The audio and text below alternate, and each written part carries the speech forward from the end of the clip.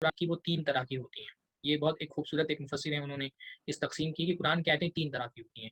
ایک ہوتی ہیں محکمات، ایک ہوتی ہیں متشابہات اور ایک ہوتی ہیں مقطعات. بعض لوگ 2 ہی حصوں میں تقسیم کرتے ہیں. قرآن مجید میں بھی یہ 2 چیزیں کہی گئی ہیں، پر آپ اس کو آسانی کے لیے 3 حصوں میں تقسیم کر سکتے ہیں. محکمات کا مطلب ہوتا ہے ایسی آیات کی جن کے معنی بھی معلوم ہوں اور ان معنی سے جو مراد لیا گیا ہے وہ بھی معلوم ہے. محکم کا مطلب ہوتا ہے وہ بالکل تفصیل پتہ ہے، ہم کو معنی بھی پتہ، ان معنی کے سے کیا مراد دیا گیا ہے، کیا اس کا مقصود ہے، کیا اس کی حقیقت ہے، وہ بھی ہم کو پتہ ہے. قرآن مجید میں کہا گیا کہ میتا حرام ہے، مردار حرام ہے، تو ہم کو پتہ ہے میتا کا مطلب مردار ہوتا ہے اور مردار کون کون سے ہوتے ہیں یہ بھی ہم کو پتہ ہے. تو محکم کا مطلب ہوتا ہے ایسی آیتیں جن کا معنی اور جن کی حقیقتیں ہم کو اچھے سے پتہ ہیں. تو کچھ اکثر قرآن کا حصہ محکمات پہ مشتمل ہے، یعنی ایسے الفاظ ہیں جن کے معنی بھی پتہ ہیں اور ان کی حقیقتیں بھی ہم کو پتہ ہیں. اس لیے ہم کو بار بار قرآن مجید میں غور کرنے کا حکم دیا گیا، کیونکہ ہم غور کریں گے تو قرآن کے معنی کو بھی سمجھ ملیں گے اور ان معانی کی حقیقتوں کو بھی سمجھ لیں گے. قرآن کی کچھ آیتیں ہیں جو متشابہات ہیں. متشابہات کا مطلب یہ ہوتا ہے کہ وہ آیتیں جن کا معنی تو پتہ ہے ہم کو، لیکن ان کی حقیقتیں ہم کو نہیں پتہ ہیں. ہم ان کی حقیقتوں میں کی گہرائی میں جا کر کے نہیں معلوم کر سکتے ہیں، بس اس کے معنی تک کے ہم کو محدود رہنا ہے. مثلا قرآن مجید میں کہا گیا الرحمن علی العرش استوی، رحمان عرش پر مستوی ہے. اب ہم کو رحمان کا معنی بھی پتہ ہے، ہم کو عرش کا معنی بھی پتہ ہے اور ہم کو استوا کے معنی بھی پتہ ہے. لیکن اب وہ اللہ رب العالمین کا عرش کیسا ہے، کیونکہ وہ غیبیات میں سے ہے تو ہم کو اس کی ڈیٹیل نہیں پتہ لگ سکتی کہ حقیقت کیا ہے اس کی. جیسے ہم کو کہا جاتا ہے قرآن مجید میں کہا گیا کہ مطلب تم جو ہے فلاں جانور مت کھاؤ، تو ہم کو وہ جانور کے بارے میں پتہ ہے کہ یہ جانور ایسا ہے، اس کی حقیقت یہ ہے. پر ہم سے کہا گیا اللہ تعالیٰ عرش پر مستوی، تو اللہ کا عرش کیسا ہے اس کی کیفیت ہم کو نہیں پتہ. پھر وہ مستوی ہوا ہے، جلوہ گر ہوا ہے، استوا اس نے کیا ہے، تو وہ استوا کی کیا کیفیت ہے، اللہ تعالیٰ نے کیسے عرش پر جو ہے وہ اللہ رب العالمین عرش پر کیسے مستوی ہوا، وہ اس کے استوا کی کیفیت ہم کو نہیں پتہ ہے. تو اس کی حقیقت سے ہم واقف نہیں. مثلا اللہ تعالیٰ کے ہاتھ ہے، تو قرآن مجید میں کہا گیا ید اللہ، اللہ تعالیٰ کے ہاتھ ہے. تو اب اللہ تعالیٰ کا ہاتھ کے معنی تو ہم کو پتہ ہے، ید کا مطلب ہوتا ہے ہاتھ، پر اللہ کا ہاتھ کیسا ہے، اس کی حقیقت کیا ہے، یہ ہم نہیں جانتے. تو یہ جو یعنی معنی معلوم ہوتا ہے پر اس کی کیفیت مجہول ہوتی ہے، اس کی حقیقت مجہول ہوتی ہے، وہ معلوم نہیں ہوتی ہے. تو یہ ایسی آیات بھی ہیں جو متشابہات ہیں. اور تیسری قسم کی آیات وہ آیات ہیں جن کو ہم کہتے ہیں مقطعات. ایسے حروف ہیں یہ جن کے معنی بھی معلوم نہیں ہے، یا تو ان کے معنی ہے ہی نہیں، یا پھر یہ کہ ہے لیکن ہم کو نہیں معلوم ہے. دونوں طرح کے قول ہیں. کچھ لوگوں نے کہا کہ یہ جو حروف مقطعات ہوتے ہیں ان کا کوئی معنی ہی نہیں ہے، اور کچھ لوگوں نے کہا معنی ہے لیکن ہم کو نہیں پتہ ہے. تو بہرحال کچھ الفاظ ہیں ایسے، اکثر آیتیں ایسی ہیں جن کے معنی ہیں اور ہم کو پتہ بھی ہیں، ان کی حقیقتیں بھی ہم کو پتہ ہیں. متشابہات وہ الفاظ ہیں جن کے معنی تو ہم کو معلوم ہے لیکن ان کی حقیقتیں ہم کو نہیں معلوم ہیں.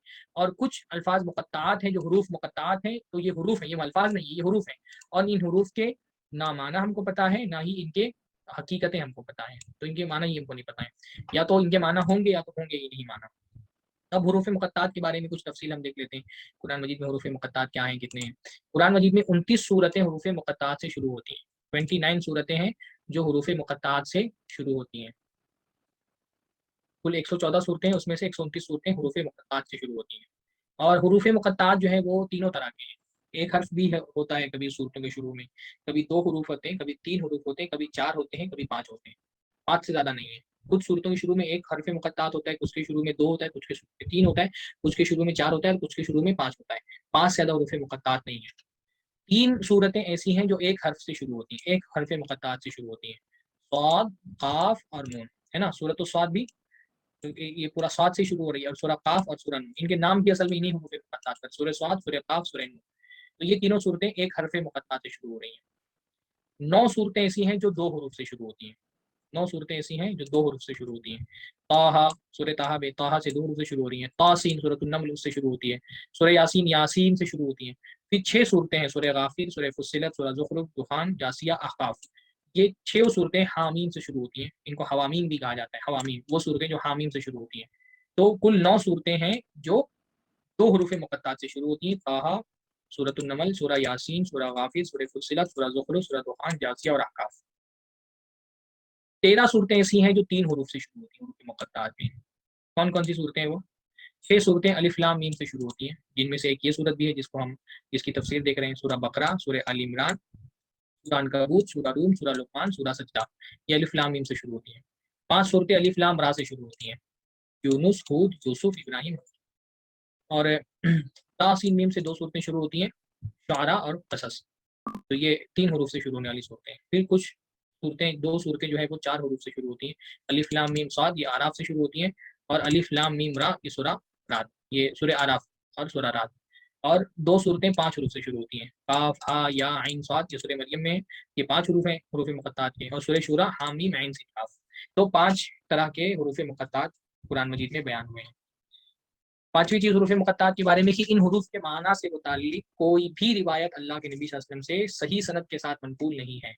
یہ جتنے بھی حروف ہیں ہا میم عین سین قاف قاف ہا یا عین صاد الف لام میم را الف لام میم صاد الف لام را صاد قاف نون جن سے سورتوں کی شروعات ہو رہی ہے, کسی بھی صحیح روایت سے اللہ کے نبی صلی اللہ علیہ وسلم سے ان کے معانی نہیں بیان کیے گئے. نہ اللہ کے نبی صلی اللہ علیہ وسلم نے ان کے معانی بیان کیے, نہ اللہ کے نبی صلی اللہ علیہ وسلم کے صحابہ نے کبھی اللہ کے نبی صلی اللہ علیہ وسلم سے ان کے معانی پوچھے. نہ نبی نے بیان کیے نہ صحابہ نے پوچھے. تو آپ کو حالانکہ تفسیر کی کتابوں میں بہت سارے اقوال مل جاتے ہیں مفسرین کے. کوئی جو ہے وہ کہہ دیتا ہے کہ یہ صورتوں کے نام ہیں, کوئی کہہ رہا ہے کہ اللہ تعالیٰ کے نام ہیں, کوئی کہہ رہا ہے کہ یہ جو ہے وہ اللہ تعالیٰ کی قسمیں ہیں. الگ الگ اقوال آپ کو ملتے ہیں. لیکن یہ سارے اقوال جو آپ کو تفسیر کی کتابوں میں ملتے ہیں یہ سب کے سب صرف ظن ہے, گمان ہے. ان میں سے کسی کے پاس بھی قرآن و سنت سے کوئی دلیل ایسی نہیں ہے جس کی بنیاد پر انہوں نے کہا. سب نے اپنے خیالات کا اظہار کیا ہے اور اپنے طور سے جوڑنے کی کوشش کی ہے. مثلا کچھ لوگوں نے کہا کہ الرحمن میں الف لام را ہو گیا اور پھر ایک جگہ پہ حامیم آ گیا اور پھر ایک جگہ پہ نون آ گیا, تو سب تینوں کو ملا دیا گیا تو الرحمن بن گیا. لیکن یہ صرف بس محض خیالات ہیں. ان میں سے کسی کے پاس بھی کوئی صحیح اور صریح دلیل نہیں موجود ہے. لہٰذا جتنے بھی اقوال آپ کو بہت ملیں گے. آپ تفسیر کی کتابیں کھول لیں, میں نے اس کو جمع ہی نہیں کیا ورنہ بہت زیادہ اقوال ہیں. کوئی کہہ رہا ہے کہ قسم ہے, کوئی کہہ رہا ہے قرآن کی صورتوں کے نام ہے, کوئی کہتا ہے قرآن کے نام ہے, کوئی کہتا ہے یہ اللہ تعالیٰ کے نام ہے, کوئی کہتا ہے کہ ان کو ملایا جائے تو کوئی الگ نام بنے گا جو اس میں اعظم ہے اللہ تعالیٰ کا. بہت اقوال ہیں. میں نے ان کو اس لیے یہاں پر ذکر نہیں کیا کیونکہ ان میں سے کسی بھی قول کے پاس کوئی ایسی مستند معتبر دلیل نہیں ہے جن کی بنیاد پر انہوں نے کہا. سب نے اندازہ لگایا ہے اور قرآن مجید اندازہ لگانے والی کتاب نہیں ہے. تو یہ بات ہمیشہ یاد رکھنا چاہیے کیونکہ آپ کو اقوال بہت سارے جب آپ تفسیر کی کتابیں کھولیں گے تو ملے گا. تو آپ کو یاد رہنا چاہیے کہ ان اقوال کی بنیاد جو ہے وہ کسی یہی بات جو ہے وہ انہوں نے کہی ہے. امام شوکانی نے اپنی تفسیر میں فتح القدیر میں وَإِذَا عَرَفْتَ هَذَا فَاعْلَمْ أَنَّ مَنْ تَكَلَّمَ فِي بَيَانِ مَعَانِي هَذِهِ الْحُرُوفِ جَازِمًا بِأَنَّ ذَلِكَ هُوَ مَا أَرَادَ اللَّهُ عَزَّ وَجَلَّ فَقَدْ غَلِطَ أَقْبَحَ الْغَلَطِ وَرَكِبَ فِي فَهْمِهِ وَدَعْوَاهُ أَعْظَمَ الشَّطَطِ. امام شوکانی فرما رہے ہیں کہ فَاعْلَمْ جان لو أَنَّ مَنْ تَكَلَّمَ فِي بَيَانِ مَعَانِي هَذِهِ الْحُرُوفِ کہ جن لوگوں نے ان حروف کے معانی کو بیان کرنے کے لیے گفتگو کی ہے, اپنے جو ہے کلام میں ان کے معانی بیان کیے ہیں, جازمن اور یقینی طور پہ کہا ہے بِأَنَّ ذَلِكَ هُوَ مَا أَرَادَهُ اللَّهُ عَزَّ وَجَلَّ کہ اللہ تعالیٰ نے یہی چاہا ہے. ان کی اللہ کی مراد ان حروف سے یہی ہے. فقط غلط اقبال غلطی, اس نے بہت بڑی غلطی کی. کیونکہ یقین کے ساتھ کوئی کیسے کہہ سکتا ہے جب قرآن مجید میں اور حدیث میں اس کے معنی بیان ہی نہیں ہوتے. ایک ہوتا ہے زن کی بنیاد پر ہو سکتا ہے یہ معنی, اور اگر یقین سے بول دے کہ یہی معنی ہے تو یقین سے کیسے بولے گا جب قرآن اس کے معنی بیان ہی نہیں ہوئے. تو جو یہ دعویٰ کرے کہ یہی معنی مراد ہے الف لام میم سے, یہی معنی حامیم کا ہے, یہی معنی نون کا ہے, یہی معنی طٰہٰ کا ہے, تو وہ گویا کی بہت بڑی غلطی کر رہا ہے. کیونکہ قرآن و حدیث کے اندر تو ان کے معنی بیان نہیں ہوئے, تو آدمی یقین سے کیسے بول سکتا ہے کہ یہی معنی ہے. اندازہ لگا رہے ہیں تو سمجھ میں آتا ہے کہ اندازہ لگا رہا ہے, لیکن یقین سے وہ یہ نہیں بول سکتا کہ یہی معنی ہے. اور پھر امام شوکانی نے آخر میں جو اپنی راجع بات کہی اور وہ ہماری طرف سے بھی راجع ہے کہ والذی اراه لنفسی ولکل من احب السلام واقتدى بسلف الامه الا يتكلم بشيء من ذلك. اور میرا جو خیال, امام شوکانی بہت بڑے عالم ہیں, ان کی تفسیر ہے فتح القدیر, بہت اچھی تفسیر ہے, عربی تفسیر ہے لیکن آسان تفسیر ہے. اگر تھوڑی بہت عربی آتی ہو تو آپ اس سے استفادہ کر سکتے ہیں. کہہ رہے ہیں کہ میرا اپنا جو خیال ہے اور ہر اس آدمی کے لیے جو سلامتی کو پسند کرتا ہو, یعنی جو محفوظ رہنا چاہتا ہے, واقتدى بسلف الامه اور امت کے جو سلف تھے, جو بزرگ تھے, ان کے راستے پہ چلنا چاہتا ہے اگر کوئی, اللہ یتکلم بشیء من ذلک, تو اس کے لیے میں یہی کہوں گا کہ وہ ان میں سے کوئی بات نہ کرے, ان حروف کے کوئی معنی بیان نہ کریں, مع الاعتراف, اس اعتراف کے ساتھ بان فی انزالها حکمت للہ عز وجل, یہ اعتراف کرے کہ یہ ایسی بلا وجہ تو نہیں ہے, قرآن کا ایک حرف بھی بلا وجہ نہیں ہے. تو کوئی یہ نہیں سمجھے کہ بلا وجہ اللہ تعالیٰ نے نازل کر دیا ہے. وجہ ہے ان حروف کی لانے کی, لیکن کیا ہے وجہ, کیا اس کی حکمت ہے, کیوں الف لام میم لایا گیا, یہاں پہ حامیم کیوں نہیں لے آیا گیا, یہاں پہ نون کیوں نہیں لے آیا گیا, یہاں پہ الف لام را کیوں نہیں کہہ دیا گیا. وجہ ہے کیونکہ اللہ حکیم ہے, اس کا کوئی عمل جو ہے وہ حکمت سے خالی نہیں ہوتا ہے. تو وجہ ہے, پر وجہ کیا ہے ہم کو نہیں پتا. ہم مانتے ہیں کہ وجہ ہے, ہم مانتے ہیں کہ حکمت ہے, ان کے قرآن کے حروف ہونے پر ایمان لانا واجب ہے. کوئی آدمی اگر الف لام میم کے بارے میں یہ کہے کہ یہ قرآن کا حرف نہیں تو وہ کافر ہو جائے گا, کیونکہ وہ قرآن کا حصہ ہے متبادل, یعنی نسل در نسل جو قرآن ہمارے پاس منتقل ہو کر کے نقل ہو کر کے پہنچا ہے, اس کا حصہ وہ حروف تھے. تو گرچہ ان کے معنی ہم کو نہیں پتا ہے, لیکن یہ ماننا واجب ہے کہ وہ قرآن کا حصہ ہے, اور یہ ماننا بھی واجب ہے کہ اللہ تعالیٰ نے وہ حروف کسی نہ کسی حکمت کی وجہ سے رکھے ہیں. اور ان کے انتخاب میں بھی حکمت ہے کہ وہی حروف کیوں رکھے گئے, ان کے علاوہ کوئی حروف کیوں نہیں رکھے گئے, اس میں بھی اللہ کی حکمت ہے. اتنے ہی حروف کیوں رکھے گئے, جہاں پر 3 ہے وہاں 3 ہی کیوں رکھے گئے, 4 کیوں نہیں رکھے گئے, جہاں پر 5 ہے وہاں 2 کیوں نہیں رکھے گئے, وہ بھی اللہ تعالیٰ کی حکمت ہے. ان میں اللہ کی کوئی نہ کوئی حکمت ہے. لا تبلغھا عقولنا, جس تک کہ ہماری عقل نہیں پہنچ سکتی, ولا تهتدی الیہ افہامنا, اور ہمارا فہم وہاں تک کہ نہیں پہنچ سکتا. تو لہٰذا اگر آپ سلامتی چاہتے ہیں تو آپ بس اپنی حد کراس نہ کریں. آپ کی حد یہ ہے کہ آپ مان لیں کہ یہ قرآن ہے, یہ اللہ کا کلام ہے, یہ حروف ہیں, اور ان حروف کے معنی ہم کو نہیں پتا ہے, اور ہم ان میں غور و فکر بھی نہیں کر رہے, کیونکہ غور و فکر کر کے ان کے معنی تک پہنچنے کے لیے بھی ہم کو کوئی نہ کوئی وسائل اور اسباب چاہیے, اور وہ ہمارے پاس نہیں ہے. تو بس سلامتی والی بات یہ ہے کہ ان کے معنی کے پیچھے مت پڑو. ہاں, یعنی مفسرین میں گئے کچھ لوگ, ان کو اپنا کام کرنے دو. تم سلامت رہنا چاہتے ہو تو تم کو اللہ تعالیٰ نے, یعنی اللہ تعالیٰ نے بندے کی ہدایت قرآن کے جس حصے پر سمجھنے پر توقف رکھی کہ یہ سمجھو گے تو ہدایت ملے گی, حروف مقطعات اس میں سے نہیں ہے, ان کے اندر معنی نہیں ہے ان کے. آپ پورا قرآن مجید ہدایت کے لیے کافی ہے. اگر آپ کو حروف مقطعات کے معنی نہیں پتا, اس کا یہ مطلب نہیں کہ آپ کی ہدایت میں کوئی کمی رہ گئی. اگر آپ کو حروف مقطعات کے معنی نہیں پتا تو اس کا یہ مطلب نہیں کہ آپ کی ہدایت میں کمی رہ گئی. حروف مقطعات کے معنی کو سمجھے بغیر بھی آپ کی ہدایت کامل ہو سکتی ہے. اگر حروف مقطعات کے معنی کو سمجھنے پر ہدایت کا انحصار ہوتا, اگر ہدایت کا ڈیپینڈنس اس بات پر ہوتا کہ آپ کو حروف مقطعات کے معنی بھی معلوم ہونے چاہیے, تو یقیناً صحابہ کرام اللہ کے نبی سے حروف مقطعات کے معنی پوچھتے ہیں. تو ہم کو ان کے معنی نہیں پتا, لیکن ہم اللہ تعالیٰ کی حکمت پر یقین رکھتے ہیں, اور ہم یہ سمجھتے ہیں کہ یہ حروف ان کا انتخاب اگر اللہ نے اپنے کلام میں کیا ہے تو اس کی کوئی نہ کوئی حکمت ہے. لیکن وہ کیا حکمت ہے, ہمارا دماغ وہاں تک کے نہیں پہنچ سکتا. اب کوئی یہ بول سکتا ہے کہ بھائی یہ کون سا کلام ہے جن کے معنی نہیں ہے, یہ تو قرآن میں نقص ہو گیا کہ ایسے بھی حروف ہیں جن کے معنی نہیں ہے. تو ایسی بات نہیں ہے. حروف کے معنی, حکمت کیا ہے, وہ ابھی انشاءاللہ تعالیٰ آگے آئے گا کہ ان حروف مقطعات کے لانے کے فوائد کیا ہیں.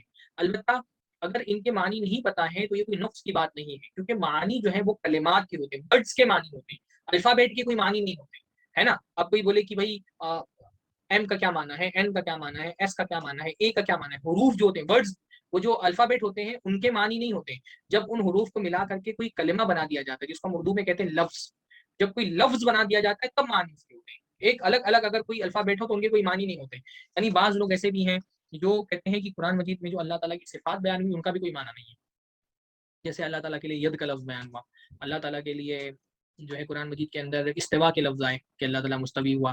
اللہ تعالیٰ کے لیے قرآن مجید کے اندر بہت ساری صفتیں آئی ہیں, وہ رحمان ہے, رحیم ہے, علیم ہے, حکیم ہے, قدیر ہے. تو ایک طبقہ, ایک گمراہ فرقہ ہے جس کو مفوضہ کہا جاتا ہے. مفوضہ کا مطلب ہوتا ہے یہ قرآن مجید میں اللہ کی جتنی آیات صفات ہیں ان کے بارے میں کہتے ہیں کہ ان کا معنی نہیں معلوم کسی کو, ان کے معنی مجہول ہیں, مجہول المعنی ہے. وہ کہتے ہیں کہ اللہ کی صفات سے متعلق ساری آیتیں, ان کا معنی ہم کو نہیں پتا ہے, بس وہ ہم آیتیں پڑھ لیں, ان کے معنی ہم کو نہیں پتا. تو وہ دلیل کے طور پہ یہ بات پیش کرتے ہیں کہ دیکھو حروف مقطعات کبھی تو معنی ہم کو نہیں پتا. تو ہم ان کا رد کرتے ہوئے کہتے ہیں کہ جو اللہ تعالیٰ کی صفات سے متعلق الفاظ آئے ہیں کہ حکیم ہے اللہ, قدیر ہے اللہ, اور فعال لما یرید ہے اللہ, اور اللہ رب العالمین رحمان ہے, رحیم ہے, مالک ہے, خالق ہے, رازق ہے, یہ سارے الفاظ یہ حروف نہیں ہیں, یہ لفظ ہیں. ایسے لفظ ہیں جن کے معنی عربوں کے یہاں معروف تھے, نون تھے. اگر کسی کو قادر کہا جاتا تھا تو قادر کا معنی ان کو پتا تھا, رحمان کا معنی پتا تھا, رحیم کا معنی پتا تھا, ان کو ید کا مطلب ہاتھ ہوتا ہے پتا تھا, ان کو رجل کا مطلب پیر ہوتا ہے پتا تھا, ان کو عین کا مطلب آنکھ ہوتی ہے پتا تھا.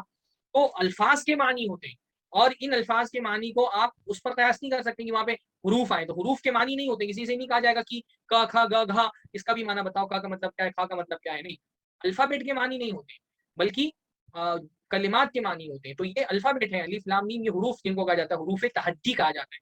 عربی کے اندر ان کو حروف تہجی کہا جاتا ہے. تو ان کے معنی اور حروف تہجی کے معنی نہیں ہوتے, حروف تہجی کا کوئی معنی نہیں ہوتا. تو صحیح بات یہ ہے کہ جو دو اختلاف ہے نا, میں نے بتایا کہ ایک اختلاف تو یہ کہ معنی ہے یا نہیں ہے. تو کچھ لوگوں نے کہا کہ معنی ہے اور کچھ لوگوں نے کہا معنی نہیں ہے. جن لوگوں نے کہا معنی ہے انہوں نے کہا معنی معلوم کیا جا سکتا ہے, ایک طبقے نے کہا معنی معلوم کیا جا سکتا ہے, ایک نے کہا معنی معلوم نہیں کیا جا سکتا. تو جنہوں نے کہا معلوم کیا جا سکتا ہے انہوں نے اپنے طور پہ تعبیر کی کہ یہ قرآن کے نام ہے یا سورتوں کے نام ہے یا اللہ تعالیٰ کے نام ہے یا اللہ تعالیٰ کی قسمیں ہیں. اور ایک طبقے نے کہا معنی ہے ان کا لیکن ہم کو معلوم نہیں ہے. اور ایک طبقہ مفسرین کا جو راجح قول یہی ہے کہ ان کے معنی ہی نہیں ہے سرے سے, کیونکہ الفابیٹ کے معنی نہیں ہوتے. معنی الفاظ کے شیخ ابن عثیمین رحمہ اللہ نے اپنی تفسیر میں اسی قول کو ترجیح دی ہے کہ ان کے سرے سے ان حروف کے کوئی معنی نہیں ہے. یہ کیونکہ معنی حروف کے نہیں ہوتے ہیں, معنی کلمات کے ہوتے ہیں, اور یہ حروف ہیں. اور یہی صحیح قول ہے کہ معنی جو ہے وہ حروف کے نہیں ہوتے, تو ان کا کوئی معنی ہے ہی نہیں سرے سے. اور یہی صحیح بات ہے, لیکن میں نے بتایا کہ اس میں مفسرین کا آپس میں اختلاف رہا ہے. تو اگر کسی حرف کا معنی نہ ہو تو کوئی حرج کی بات نہیں ہے. اب ان حرف کو کچھ حکمتوں کے تحت لایا گیا ہے. کیا حکمت ہے اس کی؟ قرآن مجید میں یہ حروف کیوں آئے ہیں, حروف مقطعات کیوں آئے ہیں, اس کے بارے میں ابن تیمیہ رحمہ اللہ کا موقف ہے, اور سب سے مشہور موقف ہے اور بہت زبردست موقف ہے. وہ یہ ہے کہ یہ حروف چیلنج کے لیے آئے. ان کے ذریعے سے مشرکین مکہ کو چیلنج کیا گیا.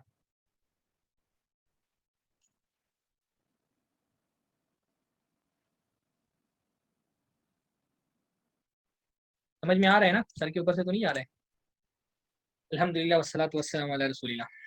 تو ان حروف کو لانے کے فوائد کیا ہیں؟ اگر ان کے معنی نہیں ہے تو پھر ان کو قرآن مجید میں رہنے سے فائدہ کیا فوائد ہیں ان کی، کیا حکمت ہے ان حروف کو لانے کی؟ تو ایک حکمت علامہ ابن تیمیہ رحمہ اللہ بیان کرتے ہیں، اور کئی علماء نے اس حکمت کو ترجیح دی ہے، اور وہ بہت بہترین حکمت سمجھ میں آتی ہے. امام ابن تیمیہ رحمہ اللہ فرماتے ہیں کہ یہ جو حروف لائے جاتے ہیں، اچھا ان حروف کی خاص بات آپ یہ دیکھیں گے کہ قرآن مجید میں اکثر صورتوں میں آپ دیکھیں گے جہاں پہ حروف مقطعات آئے ہیں وہاں پر قرآن میں حروف مقطعات کے بعد قرآن مجید کا ذکر ہے.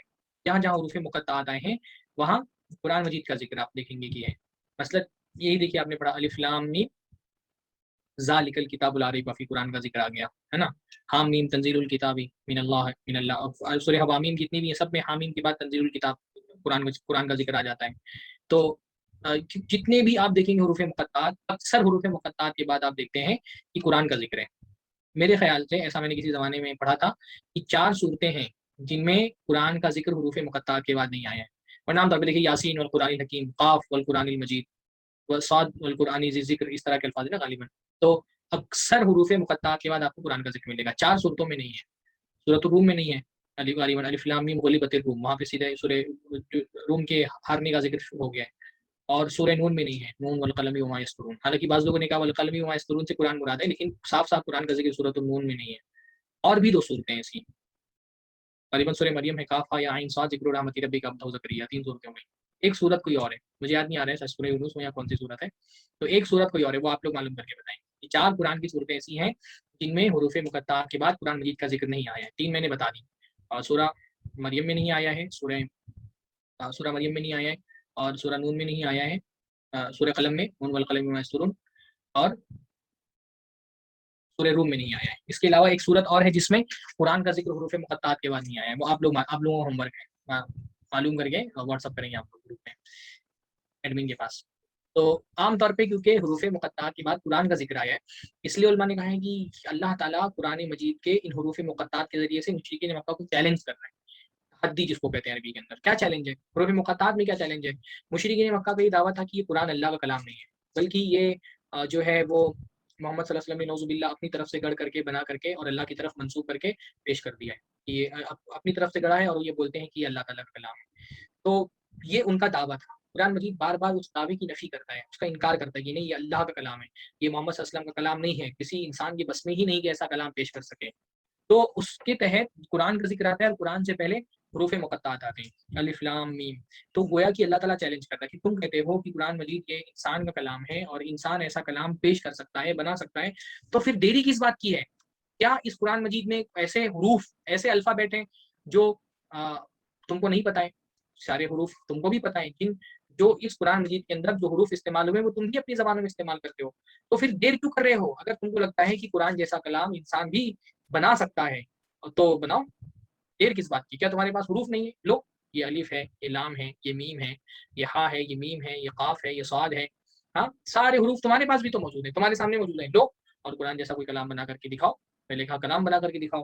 قرآن جیسا کلام نہیں بنا سکے تو کہا گیا قرآن جیسی 10 صورتیں بنا کر کے دکھاؤ. اور 10 صورتیں نہیں بنا سکے تو آخر میں کہا گیا سورہ بقرہ کے اندر کنتم فی ریب مما نزلنا علی عبدنا فأتوا بسورۃ من مثلہ، کہ اگر تم کو اس کلام کے بارے میں کوئی شک ہے کہ اللہ کی طرف سے نازل ہوا یا نہیں نازل ہوا ہے، تو ایک سورت قرآن جیسی لا کر کے دکھاؤ، قرآن سے ملتی جلتی، من مثلہ ہی کہا. تو وہ چیلنج کرنے کے لیے اللہ تعالیٰ حروف دے رہے ہیں کہ تم بھائی کیوں رکے ہوئے ہو؟